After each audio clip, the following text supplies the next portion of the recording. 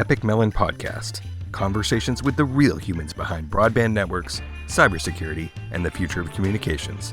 Brought to you by QA Cafe. Hi, everyone. Welcome to yet another episode of the Epik Mellon podcast. I'm your host, Jason Wells from QA Cafe, and I have with me, returning for the second time, almost exactly a year, which is a total Almost coincidence, a by the year. way. It's Jeremy Brown from Trinity Cyber, who we were just discussing as my go-to cybersecurity guy. Because I'm the while guy now. it's like I said, it's like the majority of people I know are in home networking, Oh yeah. you know, There and it's there like, is another side, and it is cybersecurity. but it's not really the other side either. And that's kind of what some of what I want to talk about because, oh man, I have so much stuff to tell you. Um, Anyway, the usual stuff. This podcast is entirely funded by QA Cafe, and so the views expressed by myself or Jeremy do not reflect those of QA Cafe or its ownership. And the same goes for Trinity Cyber, who has a lot of fingers and a lot of pies that some things they can't talk about because they're not supposed to.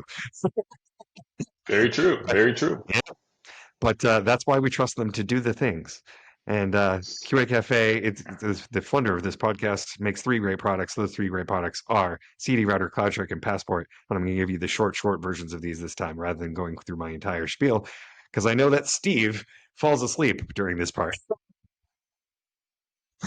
CD Router is the industry standard test platform for broadband gateways, Wi-Fi routers, and other customer premise equipment with fully automated test cases covering thousands of features, protocols, stability, um, and performance all in one with a world-class support team that helps you build better products overall.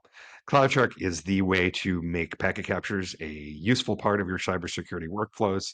Um, and make everybody work as a team. And Jeremy actually has my favorite quote from that. It turns it into a team sport, right? Sure does. Yeah. Yeah. And then Passport is our automated test platform for smart home devices, set-top boxes, and other endpoint things that don't route packets but consume them. All right. That was Uh, good. You really you're getting smooth at those. well, After I what, can almost do it. I 22? can almost do it 22? from memory. It is Mm-hmm. so. This is 22 was last year. So this is. I've been trying not to count because Ah, eventually I'm going to lose count. But I think this will be 26. So actually, oh yeah, my I think gosh. by the time we put this out, it will be exactly a year since you were on last. That's awesome. Well, you're getting a lot smoother, and I'll just tell everybody, big fan of CloudShark. My team uses it still. Huge fans of it, and I love having Wireshark in a browser, honestly. You get to Yeah, make comments on it, you can share it, you can it's cool. It's just really and cool.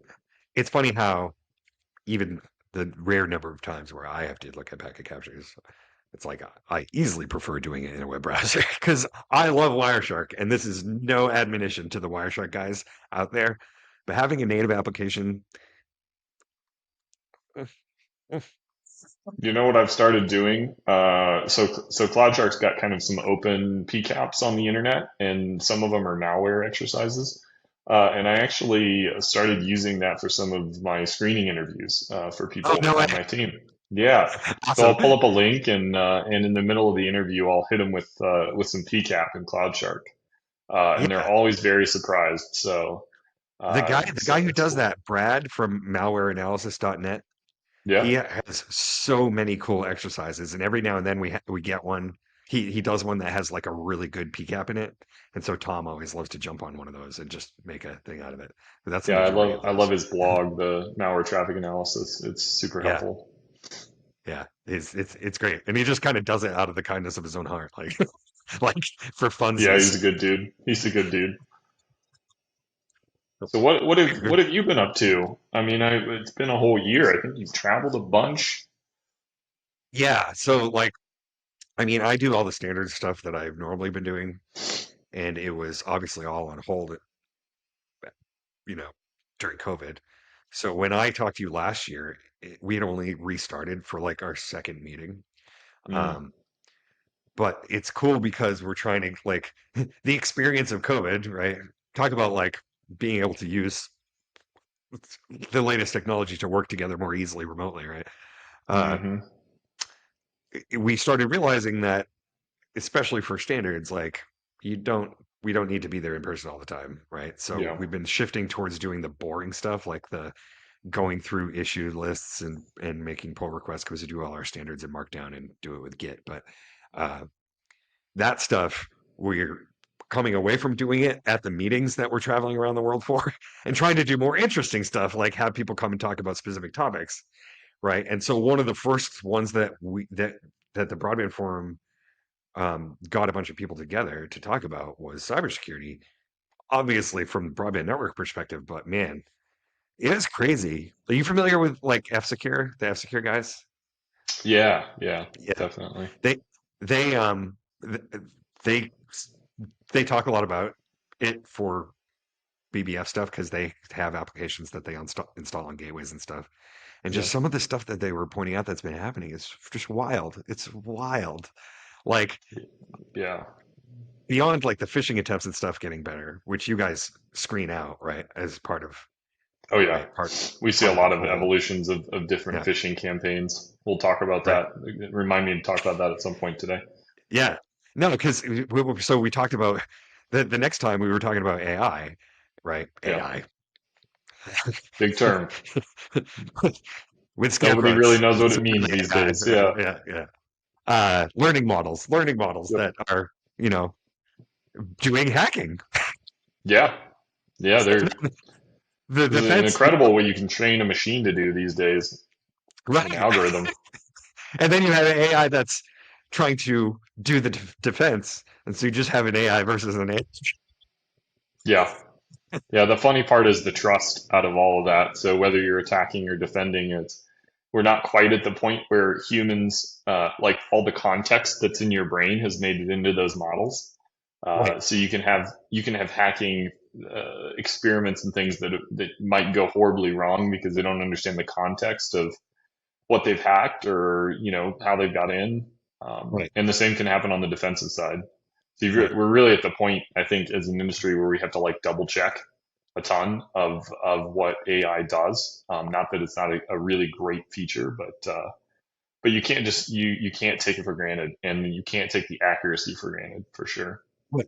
Well, right, because that's why I always try to put AI in scare quotes, because it's not an AI, it's a learning model, and a learning model is just a recursive algorithm that has a termination point. That's Right. it. And That's it's all it highly does. dependent Only on thing that's more advanced humans is right. transferring their knowledge, right? There's got to be somebody in the loop for at least a good amount of the time saying this is correct or this is not correct. I think a lot of people skip that training step and Right, just think you can like deploy AI and it'll help you with all of your problems. So right.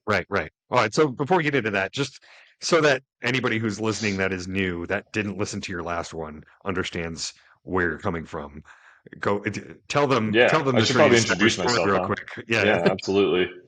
Yeah, so I lead the threat analysis team at Trinity Cyber. We're probably about 24 people now, have grown over the past year. But I was kind of like analyst number one here. I had a big background helping the DoD, working for the DoD, doing a lot of federal Mhm. government stuff. So I saw a lot behind the scenes of what was going on. I did kind of what they call boundary defense or internet defense when I was there, and I'm still, lo and behold, doing that today. So my team focuses on kind of running our network defense as a managed service, and we do a lot of interesting things. So for the benefit Right, of the audience, I've got a team that does kind of signature development, if you will. right, We call them formulas in our own language. These are things that detect and stop threats over a network, and they do all kinds of interesting, really in-depth technical things to bad actors. And then we've got threat hunting, threat intelligence, and we actually triage all of our own events too. So it's like kind of a full service wrapped up in a nice yeah, package for our customers. So right, that's kind right, of me right. in a nutshell. And I'd say I've been at network defense and in the cybersecurity world for 16, 17 years now.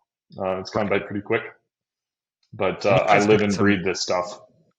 you guys have had some pretty big growth in the last year, right? Within the realm of the stuff Yeah, that you can talk about, right? Like, yeah, we're seeing a lot of expansion. No, it's been really cool. So we're seeing a lot of success and expansion in the commercial sector, partnering with MSPs.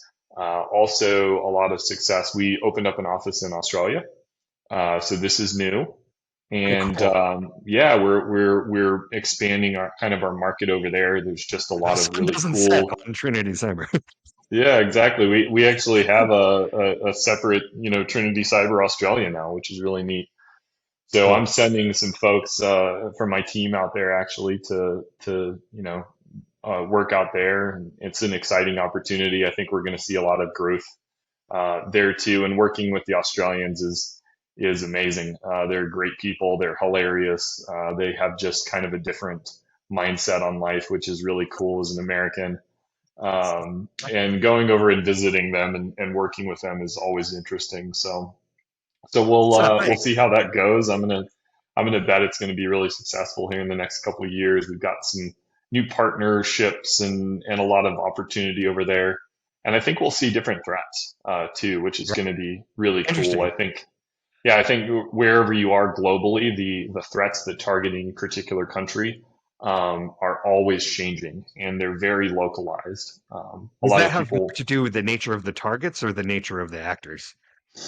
both, and it's also the geography. I mean, like, and kind of what each country is proximal to, and then what they do. So Okay. Australia, obviously a big island, very important, but has a lot of shipping, has a lot of Oh, right, undersea right, right, connectivity, has a lot of close neighbors that work with, protect, and also attack them.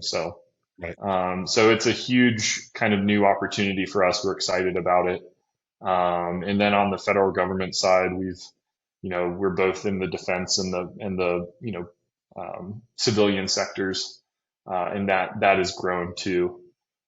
So I'm sure here in the next little while, we might see some pretty good news in the form of press releases for Trinity, which would be cool. Oh, well, that's good timing. I'll look out for Yeah, those.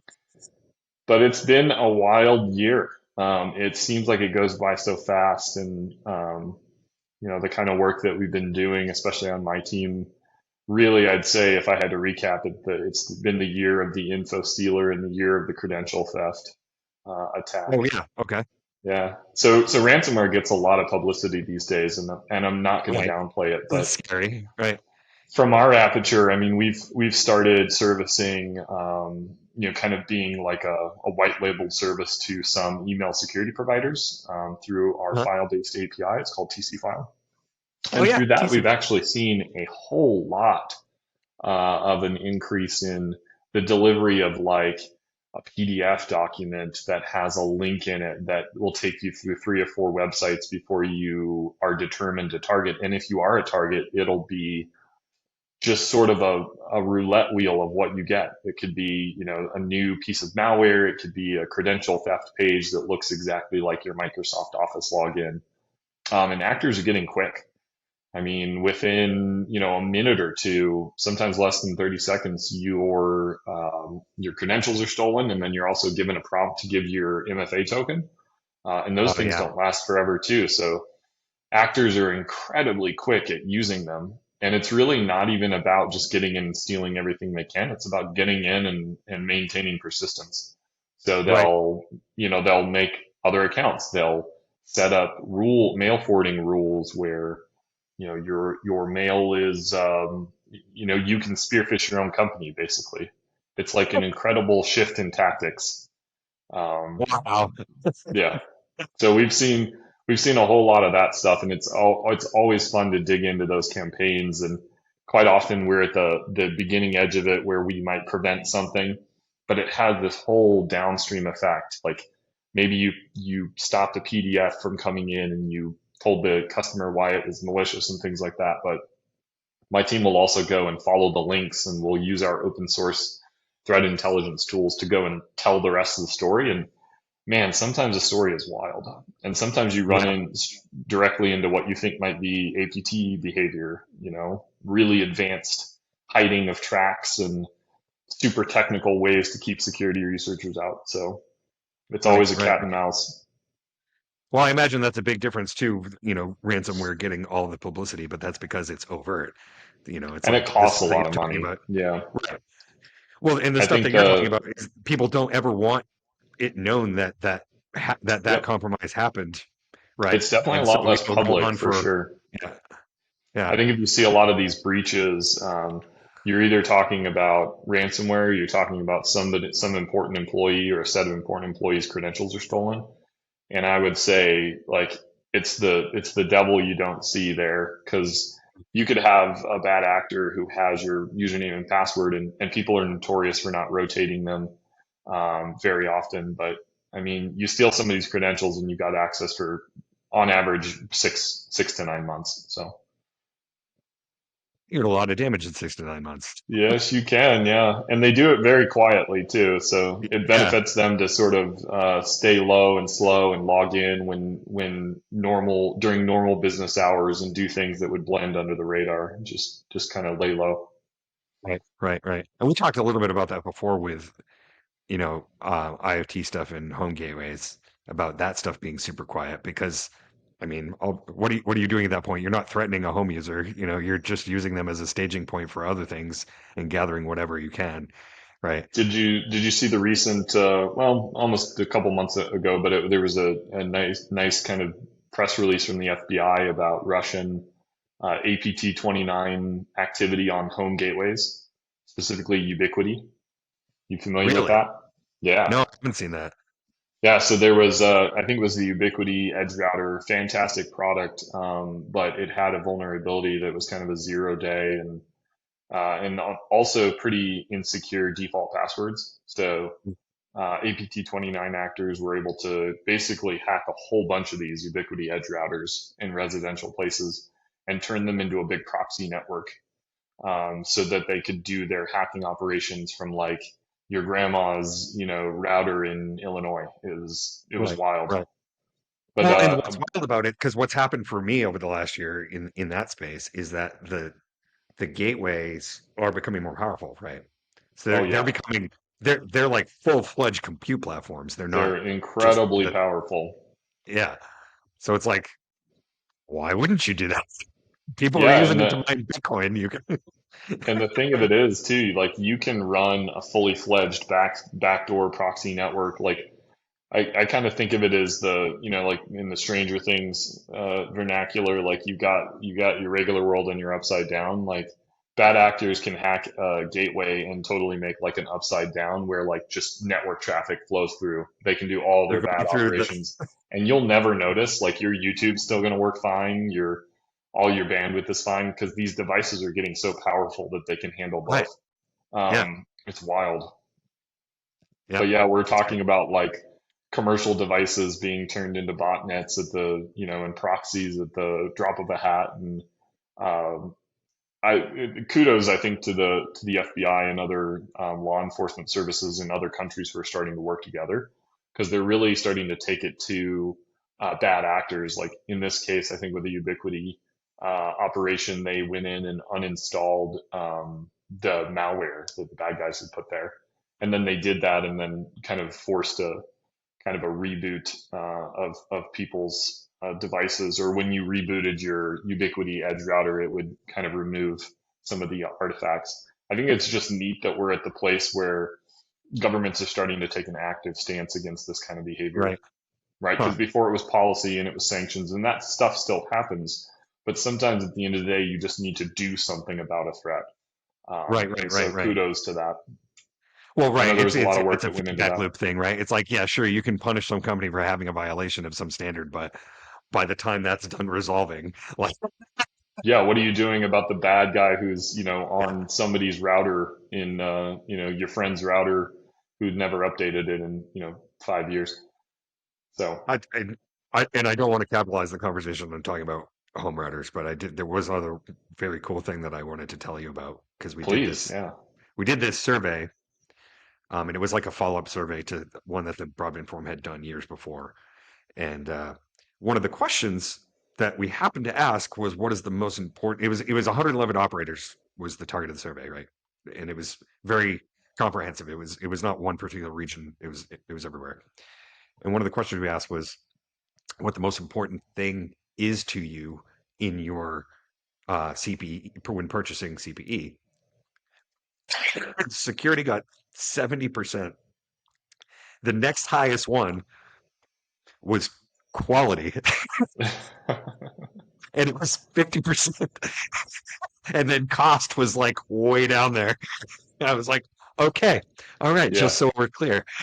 starting to get some attention Yeah, finally. yeah.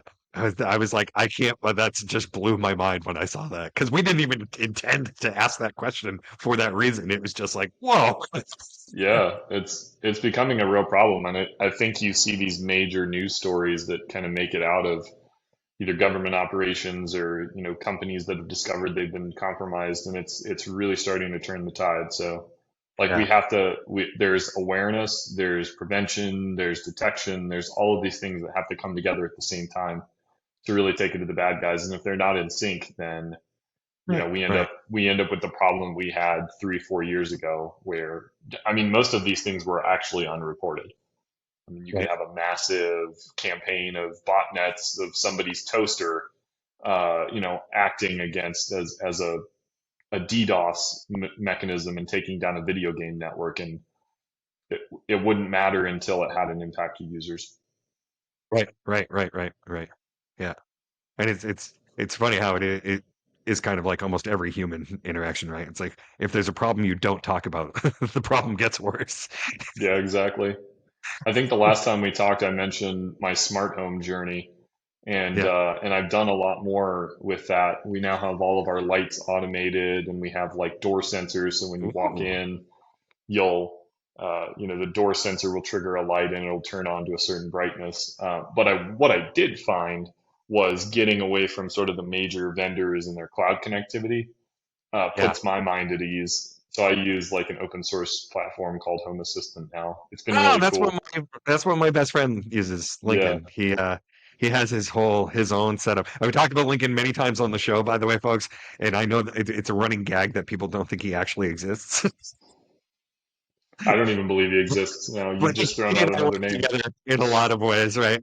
But that's what he does. That's what he used Home Assistant and did a lot of his own custom stuff with It's it. pretty neat because it keeps it local. And I don't know if you've been tracking the totally off topic from cybersecurity, but tracking the Matter and thread developments. Yep. Yep. So like their standards in themselves, they're trying to get all the smart home vendors on one kind of platform so that everything's interoperable. I can say Right. that the experience for me has been pretty rocky. Have Things you are tried to not use Matter interoperable. devices? Yeah, I had like all my Yeah. light bulbs are thread right now, and Yeah. they'll talk to each other intermittently. Yeah. It's definitely not what you're sold at the moment. Right. Like you're Yeah. sold a future promise, and that's It's fine. I get really it. tough. It's really tough, and the spec is actually very good. Yeah. You would actually appreciate it because it's almost a little heavy on Hmm. security stuff for good Yeah, reason, right? that's The way good. that the devices join a network and prove who they are and all that stuff is built into the very fabric because they're called fabrics of the entire system, and it's very good, but it's hard, right? And as you know, it's like the convenience being the death of security. The reason why it's a lot of devices out there that are easily compromised is because it's hard and it's expensive. And if somebody's trying to produce a $20 light bulb, or whatever, they're not going to Yep. do that. It's And then incredible. on top of it is Yeah. oh no, no, on top of it is the cloud control side and who is trying to keep control over that right now, and so that's a big deal. Well, I've noticed that things are a lot faster just kind of under local control too. But I did have to like do a lot of work I realized that my internal network didn't support IPv6 and multicast DNS and all of these like fun little things that I haven't touched since college. So I had to go and enable a ton of that stuff and make sure that it Fun wasn't talking DNS. out to the internet. Yeah, that was fun. I Just think for my thread to favorite work. thing about the smart home is that they're making use of these protocols that have been sitting around for ages Yeah, that people somebody didn't developed them. realize. They're like, that'll be useful one day. Put that away on the shelf. Yeah. MQTT, which is like 40 years old. Oh man. Yeah, so I wanted to go down the route we were talking about before because um you were talking, we're talking about these quote unquote scare quote learning models, right?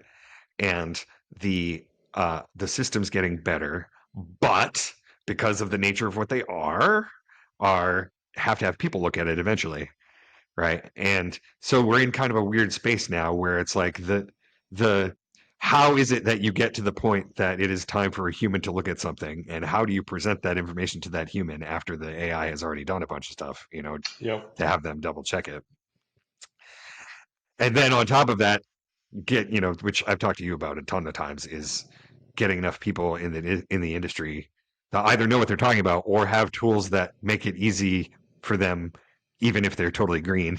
you know, Yeah, I think it's about user experience at the end of the day. Like we dabble a little bit in AI kind of with internal projects, but the way I think about it is like if you're going to put something in front of somebody, like let's say how can I make that person more efficient?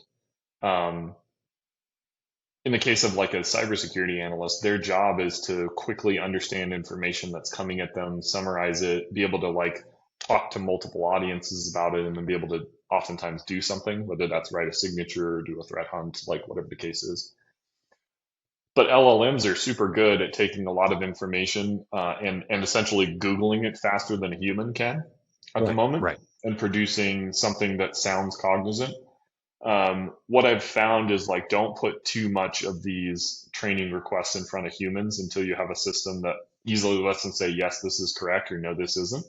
Because what you're going to right. do is overwhelm, and then when you overwhelm people, right, you take them essentially out of the loop of making sure that output from the LLM or the AI system that you're using is accurate. So don't Right. overwhelm people for sure. Design a system that actually makes sense for them to give input, right? For them to train. And don't just expect that you're going to deploy, a Docker container with some open source AI project and get success immediately. And then Yeah, also yeah, understand what you can apply it for right now. We're like at the beginnings of what will be some really cool generative AI stuff for all industries, but it's not like you have to realize that like right now generative AI helps humans write more efficiently, helps them be more right. succinct, helps them gather data faster, can oftentimes summarize conclusions way faster than a human, and as long as we use it for those purposes, we're You're in a good absolutely right. spot right now. You're absolutely right. And I was talking to I don't know if you listened to the episode a couple weeks ago with Diana Bigbayeva from Marashlian and Donahue. They're like a boutique law firm. They deal I with don't a lot think of so. broadband stuff, but they deal with AI stuff too. And what we're talking about is like some of the panic mode regulations that are coming out, Hmm. and this sort of like dragging people before Congress, and the usual stuff that happens is like somebody like ChatGPT never claimed that it was a search engine.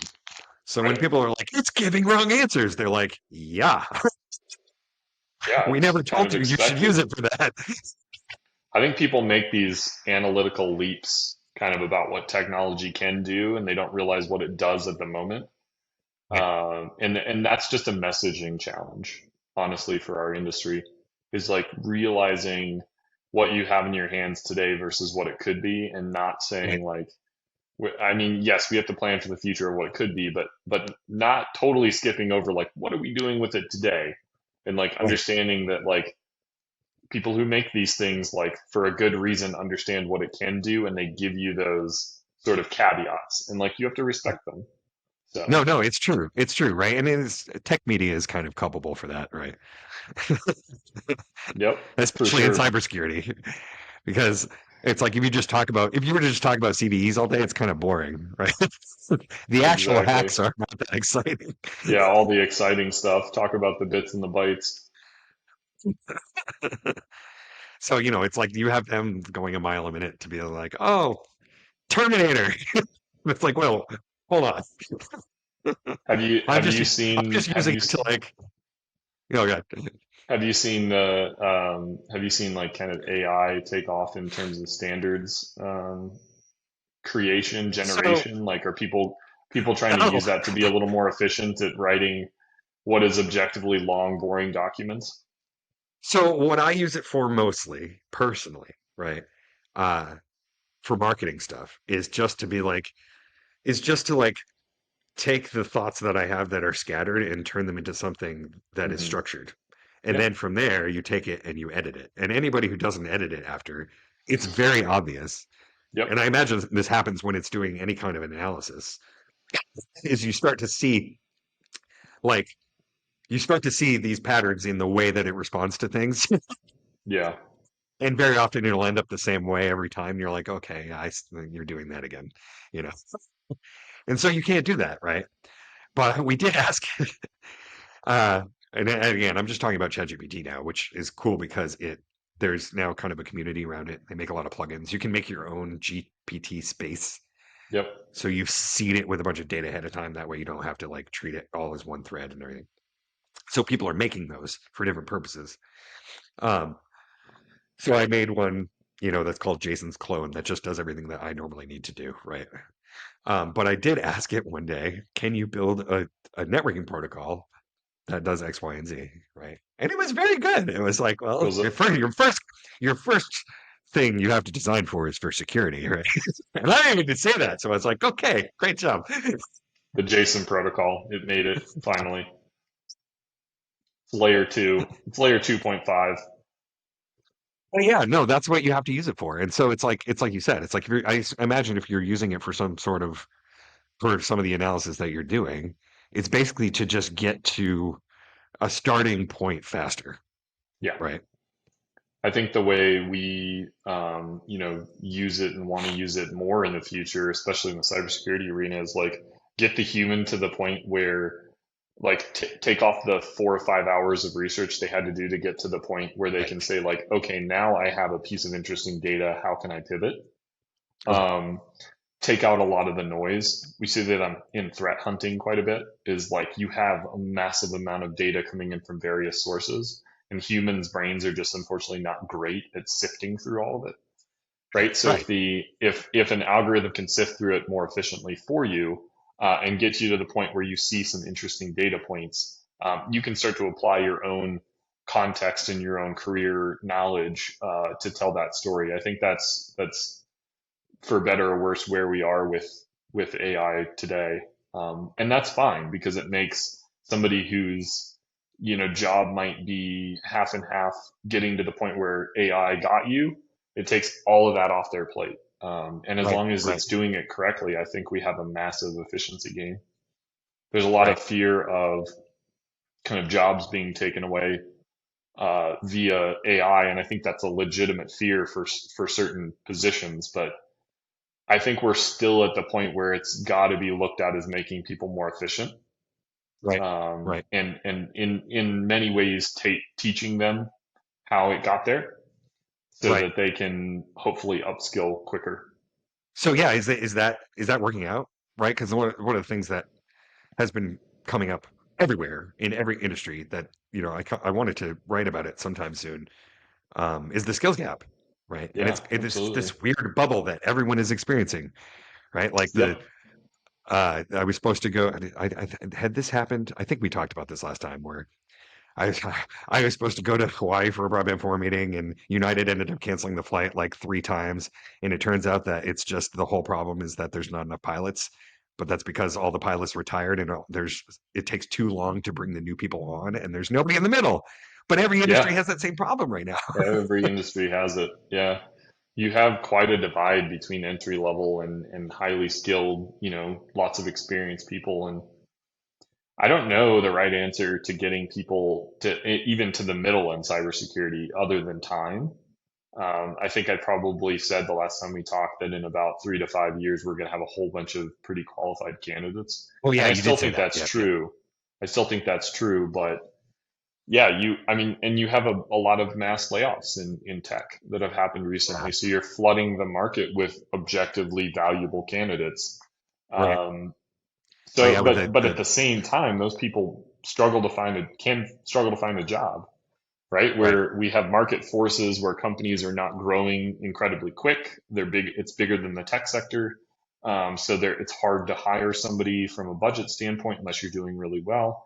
And at the same time, there's an incredible amount of highly skilled people on the market looking for jobs, competing for the same spots. Right. And where does that leave the person who just got out of college and is, you know, hungry to learn? Yeah. Not in a very good place, unfortunately. Right. Right. That sucks. I know it'll That really level sucks. out for sure, but there are no easy answers today. And I mean, it's Right. been hard for my team to recruit over the past year. Um, People go incredibly quick, right? They have a lot of different options. But sometimes they think they might have a lot of options and then things fall through quick too because they have a lot of competition. It's this weird cycle, and there's so many Mhm. facets to it that just make it tough for people who don't have a job right now. It's like I feel for them. I have a lot of friends who are in that situation who have kind of been affected by big tech layoffs, and they're struggling to find their home too. Yeah. Well, I mean, I assume you've heard about the whole gaming Armageddon that's happened. Oh yeah, yeah. Yeah. I mean, it's a lot. I think we're just seeing, unfortunately, market corrections too from a lot of over hiring in COVID. Um, Yeah. for better or Yeah. worse, people had money, they wanted to innovate, they wanted to take chances, and when you take a chance and you take a risk, it doesn't always pay off. It's true. And I think people, I hate to say this because it sounds not empathetic to the actual human beings who have the jobs and are doing stuff, but like that's literally how the market is supposed to work, is that resources are supposed to go to a place when there's a need and then go away when they're when it's not needed anymore. Yeah, it's a very human thing. I mean, like nobody wants to lose their job. Nobody wants to see a friend be in that position. It's it's really tough. And in a lot of ways it is very irresponsible on some of these companies that have overhired. But, Yeah. I guess if you play the tiny amount of devil's advocate, it's how would they know? How would they know that that wouldn't pay off? All they could do is make a bet. You're supposed to So predict the future. I don't know. I always say no easy answers because there just is none. But Yeah. Well, so I imagine with something like your industry, it's almost like what do we used to joke? Haircuts, right? It's like even in the worst of times, everybody still needs haircuts. So you're like you can everybody's going to still yeah, need cybersecurity stuff because it's an arms race, right? And it's an arms it's race that always never an arms ends, race. right? Yeah, and you see a lot of, I mean, the cybersecurity industry goes through these waves, and it's very cyclical. You see a lot of innovation and smaller startups coming out, and then right, the good ones survive, they get eaten up, they get acquired. There's, you know, you see success and you see failure, and then you go through seasons where it seems like there are four companies running the show, and it'll be back in a couple of years. We'll be back to an explosion of innovation. But that is literally just controlled by the money. Um, Yeah. you have a lot of people who are incredibly talented who are working in companies right now and they come to work thinking, I just want to go start a company, but it doesn't make a lot of sense to do that Oh right yeah. now. Yeah. Yeah. So give it another couple of years and we'll see another explosion of startups with incredibly innovative ideas. Do you have to be But worried yeah, for that? Because I always worry about that, right? So like my wife has a catering company, and every now and then she'll interview somebody who very clearly just wants to work for her so that they can go start their own catering company. It's like, come on, man. What are you doing? yeah. Yeah, we fortunately don't run into a ton of that here because I think there's a good mix of technology and mission here that people really love, and Right. we make sure that they're fully aware of you know our size as a company. Like I think we just hit about 60 people, so we're not massive, but we want to grow carefully and hire the Well, right so you people. did And double over the last year because yeah, you were yeah, yeah. 24 before. Something Dang. like that. Yeah, we've done pretty good. Um, but I think it just matters who you hire, and you can't always weed them out. But it is pretty obvious when somebody comes in and just uses the job as a safety net while they look for their next thing. Which in reality, some of these folks, like as long as they come to work and they do their job, like it's hard to Right. fault them, right? If they're adding value to the company. I think it just depends on how you handle the situation. But yeah, we Yeah. certainly see it. I see it a lot in friends who work at larger companies than mine. It's like just very clear and obvious. But Yeah. those people sort of sort themselves out after a while too. At the end of the day, you want somebody to be happy, and like if they're going to be happiest with their own business, like you got to encourage them to do that. Right. right. There was that sort of sense of camaraderie though that I feel like isn't just nice. It's like necessary for solving a lot of problems. Yes, absolutely. Yeah, and So you when you got to guys be are able working to on like stuff together, you got to be able to like have it, it's incredibly hard, especially once you get past the 50 person mark, to have everybody pointing in the same direction, right? You would think yeah, like yeah. getting 50 people to do the same thing or at least point in the same direction would be easy, but it's not. And it only gets harder as you grow. So Well, and especially if you have a internet like two entirely radically different time zones, which is oh the yeah, worst difference, by the way. The difference between your time zone and Australia is like, I think it's like 14 hours or something, 16 yeah. hours. I flew over there halfway through the year, went to Canberra for a while. Incredible place, but man, that flight was rough. It Yeah, was I can from imagine. Dallas, I think, from Dallas to Canberra, or no, Dallas to Melbourne to Canberra. It took me like 18 hours. Um, so, It's a long time. I mean, you're probably like, oh, those are rookie numbers. You've been flying all over the place, but Well, I've never been to Australia just because okay, for that reason. Broadband Forum hasn't gone there because there's a lot of people that need to go that are far away from there. And so it has to be the justification for the time and the money commitment and everything. We almost went there right before COVID, actually, because we would have gone there and then everything got canceled. Um, but it's long flights, it's actually not that bad in my experience because it's like once you commit yourself to that level of like what is going on, then you're it's in like it. it's whatever, you know. It's the ones that suck are red eyes of like it's flying from like East Coast to Europe because it's not a long enough flight to sleep, and when you get there, everything's messed up, you know. And a 6 hour difference is way worse than a 12 hour difference because you Yeah. can't just flip, you know. I tried to. I had some success with like setting my alarm to Canberra time and only going to bed when I was going to go to bed in Canberra, Oh yeah, just staying you up have to for do that. You 14 have to do hours that. or whatever. And make sure you So, change like the time zone on your laptop and everything as soon as possible because if you see that number,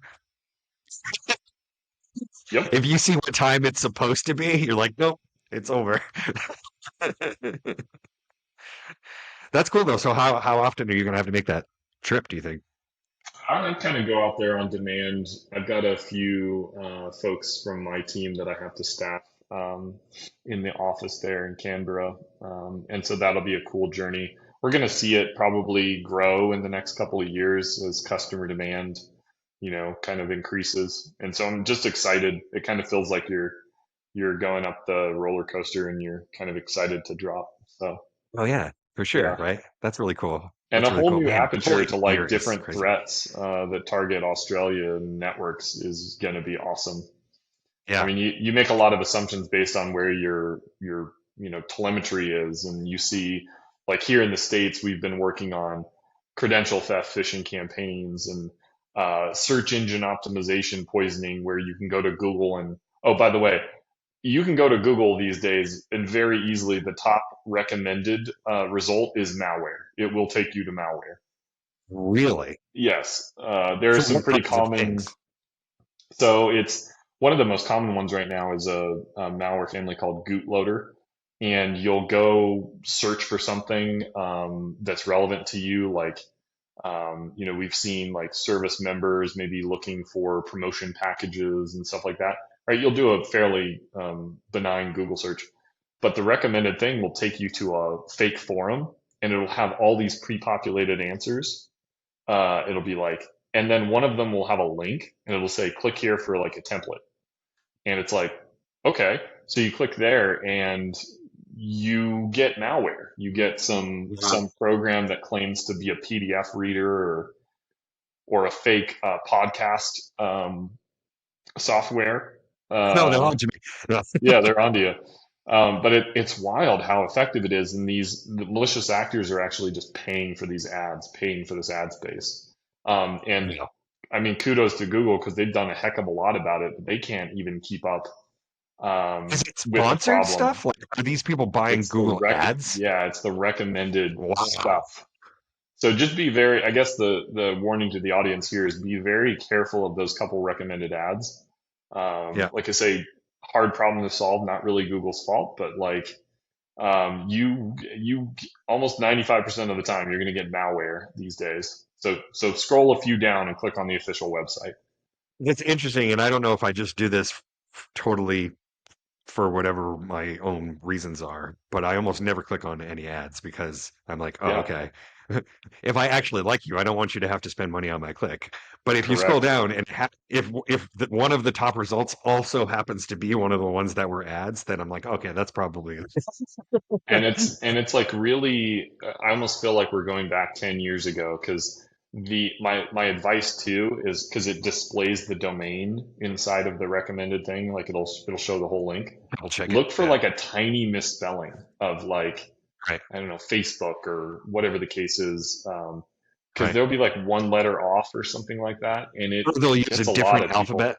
Or they'll use a Yeah. different alphabet. They'll use like I forget the puny code encoding like stuff so it looks like it to your browser, but yeah, it's a big problem. So all of that to say, like our aperture in the United States that we're seeing will probably be incredibly different when we go to Australia, and I'm excited to, I don't know, maybe another, hopefully not a whole year from now, we'll give you the update on what we're seeing there.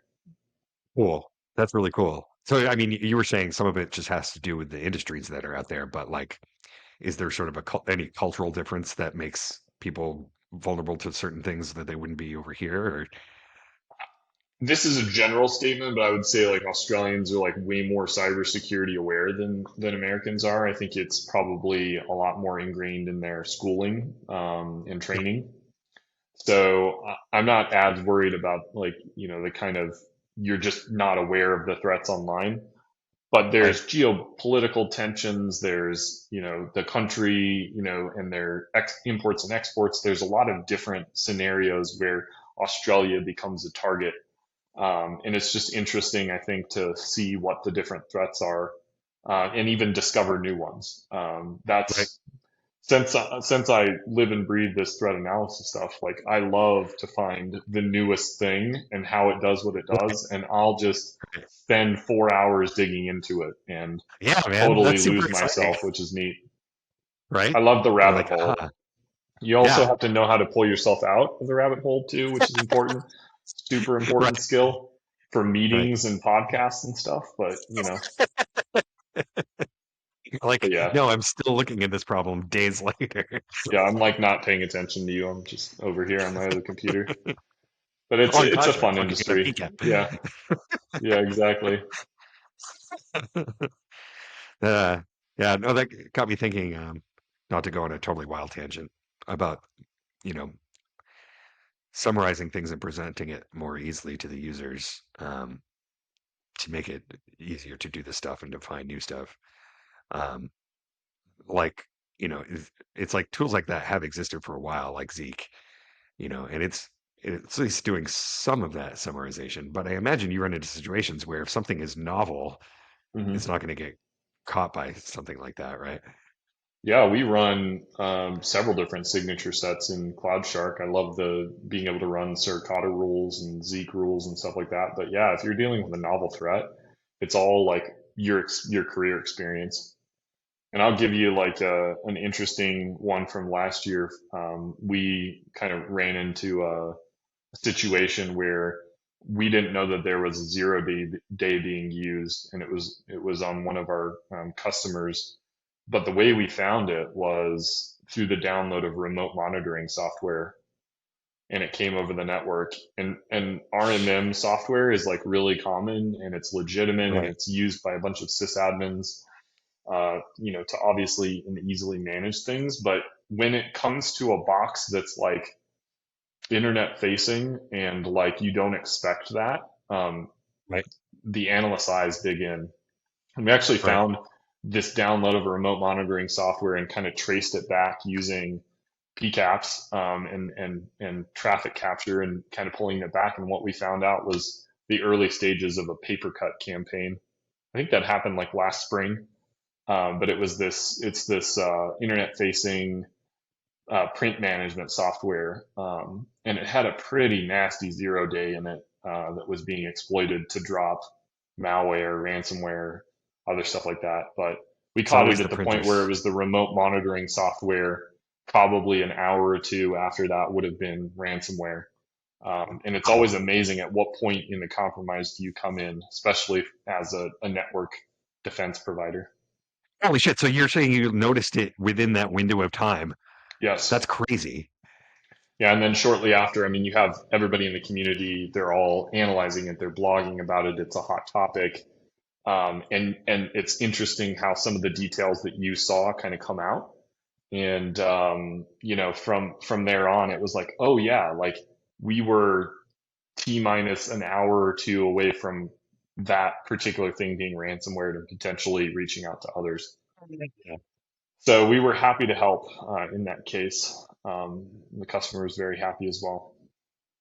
Stressful. It's It's a stressful. It's an operational tempo, but you after 15 years of it, you get used to helping however you can, and you got to think on your and feet too. that's why it really sucks that like I don't know, convenience being the death of security. It's like you said, there are legit reasons to have that software, Hmm. right? So you have to watch out for when it's being used in a way it shouldn't. But at the same time, it's like the example I use from COVID is our kids, right? That's at least at our teenagers' school at the time, it was middle school. To when everything went remote, they're trying to manage the kids to make sure they're paying attention and stuff, and an unwinnable thing that is not going to happen, right? So they had them installing like remote desktop software on their laptops, and I'm like, there's no freaking way in the Yep. universe that I'm letting that piece of software in my house. Nope. It is incredibly easy to remotely control somebody's computer nowadays. There are It's like a the worst million thing different you could possibly applications do. that can help you do it. I, I Yeah. I remotely support my mom with an application, kind of do tech support for her. She lives, I don't know, 800 miles away. And it's total godsend, like being able to do that remotely.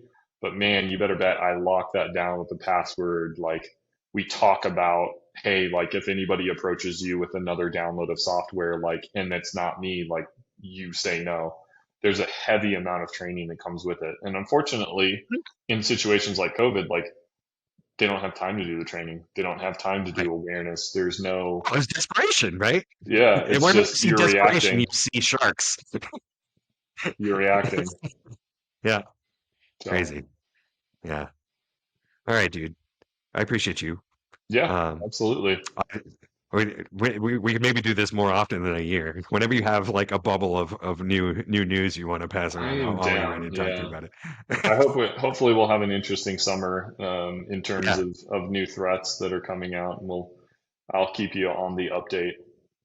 cool.